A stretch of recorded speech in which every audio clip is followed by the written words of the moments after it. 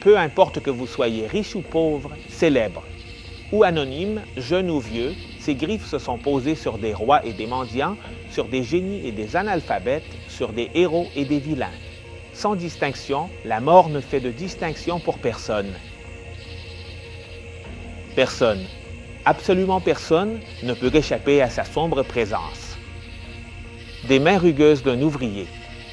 Aux mains délicates d'une reine, l'ombre de la mort rôde toujours. Tous, à un moment de notre vie, avons été devant la tombe d'un être cher, d'un ami ou d'un connu. Aucun d'entre nous n'a échappé à cette réalité. Mais il y a tant de croyances et d'idées qui traversent notre esprit en soutenant la réalité. Concernant la mort, que cela nous laisse avec plus de questions que de réponses. Y a-t-il quelque chose au-delà de la mort? Est-il vrai que lorsque quelqu'un meurt, quelque chose appelé l'âme en sort? Est-il vrai que nous pouvons communiquer avec les morts? Bien que nous sachions que la mort fait partie de ce monde, chacun d'entre nous lui échappe. Et pour quelle raison? Parce qu'au plus profond de notre être, nous ressentons que nous n'avons pas été créés pour la faim, mais pour vivre. Pour les anciens Égyptiens, la mort n'était pas la fin, mais une pause qui ouvrait une porte vers une nouvelle forme d'existence. Pour eux, l'âme entamait un voyage passionnant vers le royaume des morts. Mais pour arriver à cet endroit, il était nécessaire de se soumettre à une préparation très rigoureuse. Tout d'abord, les momies étaient soigneusement préservées, car on croyait que le corps était le récipient terrestre de l'âme immortelle. Les riches pharaons et les nobles élevaient de grandioses tombes qui étaient comme de véritables palais sous terre, remplis de trésors et d'offrandes pour la nouvelle vie qu'ils recevraient, selon eux. Dans la culture du hindouisme, qui est complexe en raison de ses variations, la mort n'est pas la fin. On pourrait dire que la mort n'existe pas dans le hindouisme. Maintenant, comment cela? Je t'explique un peu. La mort est une étape du cycle éternel de la vie. Regarde ce que disent ces deux citations d'un texte sacré hindouiste qui nous l'explique. De cette manière, tout comme dans ce corps, l'âme incarnée passe continuellement de l'enfance à la jeunesse, puis à la vieillesse. De la même manière, l'âme passe à un autre corps au moment de la mort. La personne sensée ne se laisse pas troubler par ce changement. Tout comme une personne, mais des vêtements neufs se débarrasse des vieux, de même l'âme accepte de nouveaux corps matériels en se débarrassant des anciens et inutilisables. Pour le hindouisme, toutes les choses naissent, grandissent, meurent et renaissent. C'est là que se manifeste ce que l'on appelle la réincarnation ou le samsara. C'est quelque chose de cyclique, parce que l'âme est immortelle, et le corps est comme une prison ou un récipient qui, à la mort du corps, libère l'âme pour se réincarner dans une autre vie. Maintenant, un autre élément. Entre en jeu les bonnes œuvres. Le hindouisme enseigne que si, de votre vivant, vous faites de bonnes œuvres, lorsque vous mourrez, supposément, votre âme se libère du corps et alors vous pourrez vous réincarner dans un meilleur corps humain, voire dans un être de lumière. Mais si tu fais de mauvaises actions, tu peux te réincarner en un animal ou en une plante. Cela est connu sous le nom de karma. Dans les religions orientales, nous trouvons des similitudes où l'idée que l'âme est libérée et qu'elle passe à une nouvelle étape se répète à nouveau. Le bouddhisme enseigne la réincarnation, qui est un cycle de naissance, de mort et de renaissance. Ce cycle se poursuit jusqu'à ce que l'on atteigne le nirvana, qui est un état de libération et d'éveil. Le taoïsme, pour sa part, enseigne que la mort n'est rien d'autre qu'un pas de plus dans la vie qui pousse l'âme à rechercher l'immortalité spirituelle. Et maintenant, qu'en est-il des Mayas, des Incas, des Aztèques et des Yanomami, ces cultures indigènes? Pour les Incas, la mort ne signifiait pas la disparition absolue de l'être, mais plutôt un voyage vers l'autre vie. Il croyait que le défunt deviendrait une partie d'un nouveau, élu dans le monde des Raka, des esprits. Les Mayas, pour leur part, voyaient la mort comme quelque chose de nécessaire à la vie. Ils croyaient que la vie et la mort étaient générées par des forces sacrées. La tribu amazonienne des Yanomami a également la croyance concernant la mort. Pour eux, ce n'était pas une fin absolue, mais une transition vers un autre état d'existence. Ils croyaient en l'existence d'esprits et en la communication avec les ancêtres décédés. D'autre part, les Aztèques voyaient la mort comme une opportunité pour la rénovation et le renouveau. Ils croyaient en la vie après la mort et en la possibilité d'atteindre différents niveaux dans l'au-delà. Maintenant, parlons de Platon, l'un des philosophes les plus influents de l'Antiquité, qui enseignait que le corps appartient à ce monde imparfait que nous voyons, tandis qu'il disait que l'âme appartient à un monde ou un lieu appelé les idées parfaites où se trouvent toutes les choses pures. En d'autres termes, Platon enseignait que l'être humain a une âme immortelle, qui est contrainte de vivre dans un corps qui devient comme une prison pour l'âme et qu'au moment de la mort du corps, cette âme s'échappe librement vers ce monde de perfection. C'est ce qu'on appelle le dualisme de Platon. C'est cet enseignement grec qui a le plus influencé le monde. C'est de là qu'est née l'idée que beaucoup croient et défendent aujourd'hui selon laquelle l'être humain possède à l'intérieur de son corps une entité appelée âme immortelle. C'est ce que signifie le dualisme de la philosophie grecque de Platon. L'enseignement selon lequel l'être humain est composé de deux éléments fondamentaux, différents, l'âme et le corps. C'est de cette pensée que beaucoup pensent aujourd'hui que lorsqu'une personne meurt, quelque chose sort du corps et va dans un meilleur endroit. Avoir cette idée et ce concept nous amènera à d'autres réflexions, par exemple, sur la question de savoir s'il est correct et possible de communiquer avec les morts, car en réalité, selon cet enseignement, le mort n'est pas vraiment mort. Toi et moi vivons dans une société où l'on nous enseigne constamment cette idée si ancienne. Pour te donner quelques exemples brefs, un neurochirurgien nommé Evan Alexander a décrit dans son livre intitulé « La preuve du ciel » qu'il a voyagé à un endroit qu'il décrit comme le ciel, lorsqu'il était dans le coma à l'hôpital à la suite d'une méningite.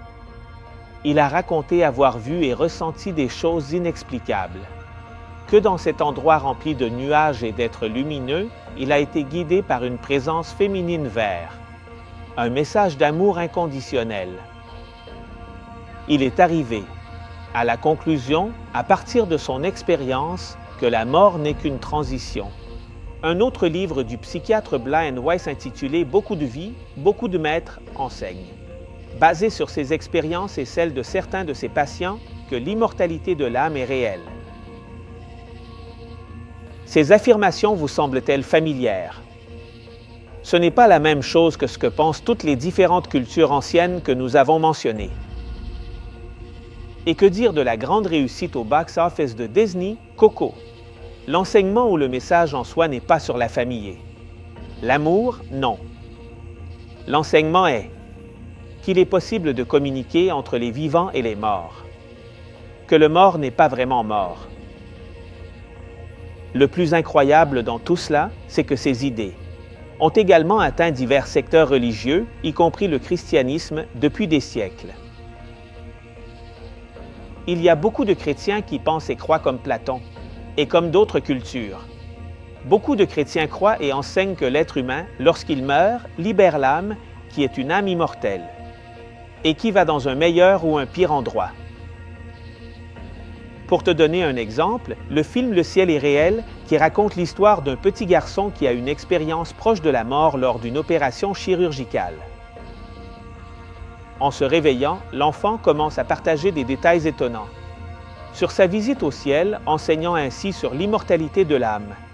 Maintenant, est-ce vraiment le cas? Quand une personne meurt, est-il vrai qu'il sort quelque chose appelé âme qui erre ou visite les membres de la famille, ou va au ciel, à l'enfer, au purgatoire ou au limbe? Que nous dit la Bible à ce sujet? Est-il possible que, sans le savoir, nous croyions à des idées et des concepts sur la mort? Que en réalité ne sont pas ainsi, je t'invite à aller à la Bible et à voir ce qu'elle nous dit vraiment à ce sujet. Qu'est-ce que la mort est? Que se passe-t-il quand quelqu'un meurt? Pour commencer, nous devons partir du début, de l'origine, où nous voyons qui est le Créateur et le donneur de la vie. Dans Actes 17, 25, il est dit « Et il n'est pas servi par des mains d'hommes », comme s'il avait besoin de quelque chose, car c'est lui qui donne à tous la vie, le souffle et toute chose. L'apôtre Paul déclare que Dieu lui-même est celui qui donne la vie et le souffle à tous les êtres humains. Dieu n'a besoin de personne, mais il est le soutien et le pourvoyeur de la vie. De même, Job 33, 4 dit « L'Esprit de Dieu m'a fait, et le souffle de l'Omnipotent m'a donné la vie. » Alors, dans ces deux versets, nous voyons que Dieu est le donneur de la vie de tout ce qui existe. Mais non seulement la Bible, en tant que donneur de la Bible, montre Dieu, mais elle le présente aussi en train de créer l'être humain. Et la façon dont il l'a créé est ce qui nous aidera à comprendre le sujet de la mort. Genèse 2, chapitre 7.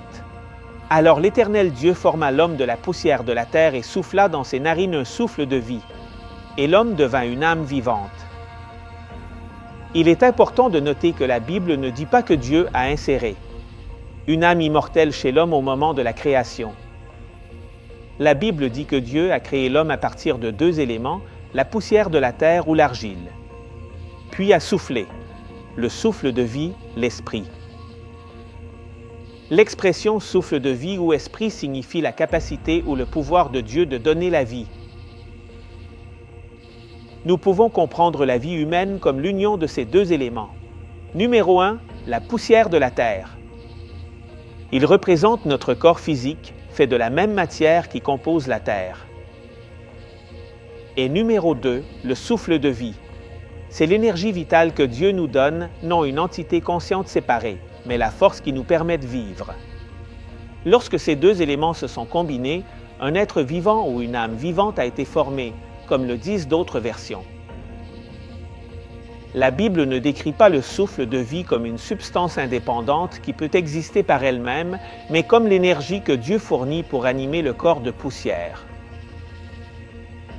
Vous ne trouverez nulle part, dans la Bible, un texte, par un seul, qui dise que Dieu, au moment de créer l'homme, lui, a donné une âme immortelle dans le corps de l'homme. Vous ne le trouverez jamais. La phrase « une âme vivante », un être vivant ou une personne vivante signifie que la somme de la poussière de la terre plus le souffle de vie que Dieu a insufflé dans l'homme a donné comme résultat un être vivant, une âme vivante pour l'être humain dans son ensemble. Par exemple, je vais te montrer 3 versions du même texte de Genèse 2.7, et nous verrons que l'âme vivante est égale à un être vivant. Voyons ce que dit la version Réna Valera ancienne. Alors l'Éternel Dieu forma l'homme de la poussière de la terre et insuffla dans ses narines un souffle de vie, et l'homme devint un être vivant. Maintenant, voici ce que dit la Réna Valera 1960. Alors l'Éternel Dieu forma l'homme de la poussière de la terre et souffla dans ses narines le souffle de vie, et l'homme devint un être vivant. Enfin, voyons la nouvelle version, version internationale. Et il dit, et Dieu le Seigneur forma l'être humain de la poussière du sol, puis il souffla dans ses narines le souffle de vie, et l'homme devint un être vivant. Alors la Bible, quand elle parle d'âme vivante, c'est la même chose que la Bible quand elle parle d'âme vivante. Que l'être vivant, cela ne signifie pas une entité qui est transparente et qui est emprisonnée dans ton corps et qui vole par là quand tu meurs. Non, ce n'est pas ainsi. Voyons une autre preuve biblique. Dans Actes chapitre 27, on raconte le voyage de Paul en tant que prisonnier en direction de Rome. Spécifiquement, il y est décrit le naufrage qu'ils ont subi près de Malte. Et, dans le verset 37, il est mentionné combien de personnes se trouvaient à bord de l'embarcation. La version Réna Valera ancienne le place de cette manière, acte 2.37. Et le total de ceux qui étaient dans le navire était de 276 âmes, mais dans d'autres versions, vous le trouverez comme des personnes. Où pensez-vous qu'il y avait des fantômes ou des choses transparentes de êtres humains dans l'embarcation? Non, bien sûr que non. Je veux vous donner ces deux autres passages. Ézéchiel 18, 4. Voici, toutes les âmes sont à moi, comme l'âme du Père. Ainsi, l'âme du Fils est à moi, l'âme qui pêche, celle-là mourra. Si selon la culture grecque et d'autres, l'âme est immortelle, ici la Bible dit que lorsqu'il est question de l'âme, il s'agit de l'être humain, d'un être vivant qui pêche. Regardons le même livre d'Ézéchiel. Dans le chapitre 18, le verset 20, où il est dit « l'âme qui pêche, celle-là mourra », renforçant l'idée que l'âme est synonyme de personner. Non une entité spirituelle séparée. L'être humain, lorsqu'il a été créé, ne s'est vu implanter rien d'immortel. Le seul immortel est Dieu. La première lettre à Timothée dit que le seul qui a l'immortalité, qui habite dans la lumière inaccessible, à qui aucun des hommes n'a vu ni ne peut voir, à qui soit l'honneur et le pouvoir. Sempiternel, Amen. Pour pouvoir avoir la vie éternelle, nous avons besoin de celui qui est la vie éternelle. Dans la Bible, nous trouvons plus de 1500 mentions du mot âme et esprit, mais nulle part il n'est décrit une âme immortelle ou un esprit immortel. La Bible promet la vie éternelle à ceux qui ont mis leur foi en Jésus comme leur sauveur personnel, et cette promesse se réalisera quand il reviendra dans la gloire. Pendant ce temps, la Bible enseigne que personne d'autre ne possède l'immortalité par lui-même, seul Dieu l'a. Par conséquent, l'idée que lorsqu'une personne meurt, son âme immortelle se sépare et va dans un endroit spécifique n'est pas fondée dans les enseignements bibliques, mais provient de croyances et de traditions en dehors de la Bible. Alors, que se passe-t-il quand une personne meurt? Où vont-ils? Nous vous invitons à lire le chapitre suivant pour répondre à ces questions et à d'autres. Mais nous avons vu comment la pensée des cultures a rempli nos esprits de concepts fermés. Cependant, la Bible nous révèle la vérité, afin que nous comprenions et ne soyons pas trompés